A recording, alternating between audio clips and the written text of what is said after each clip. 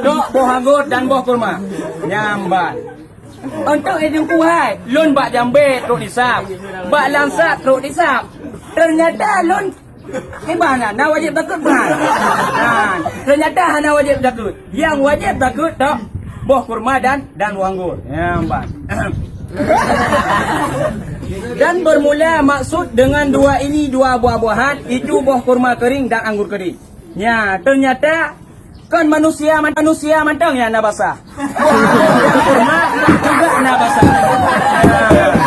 Buah kering maksudnya anggur keringnya adalah anggur yang katrek dan kurma kering yang katrek gepot daripada abak ni.